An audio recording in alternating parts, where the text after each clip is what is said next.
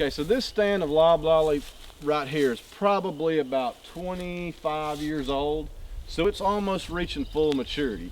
And you'll notice that it's very open underneath.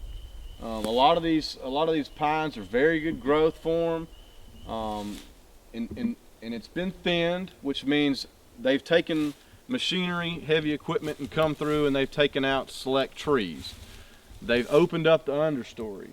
So in a typical loblolly stand, you're going to see a lot more pine throughout this area, which is going to absorb a lot of sunlight. Now, what do plants need? They need water, they need sunlight.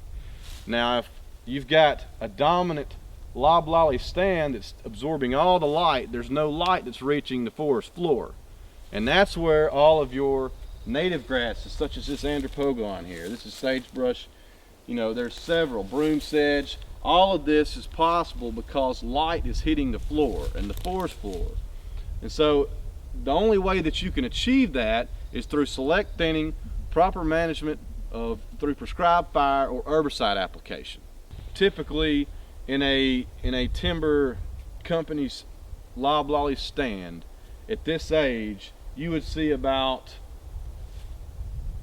twice as many trees out here as it looks like now. And that's because they're getting the maximum value of volume, of quantity of timber. And to kind of put that into perspective, this has been managed for wildlife. And although there is timber market here, the wildlife benefits far exceed the benefits that would come from specifically just timber and the monetary benefits of timber. And not only that, but you place a higher demand on your property for hunting leases. There's several areas that will pay a premium price for an area like this, and you're getting yearly revenue. You're not having to wait to the end of a full rotation of a timber stand. And that's something that a lot of landowners are not really grasping, and that's something that we at NWTF and several of our partners, we're trying to get that message out to landowners that, hey, your land needs to work for you, but it doesn't just do it through timber. Not just through timber, not just through agriculture, but there's people all across the country, not just the Southeast, who are looking for property that they can lease that's been properly managed, not just for timber, but for wildlife as well. So you've got a lot of merchantable timber out here.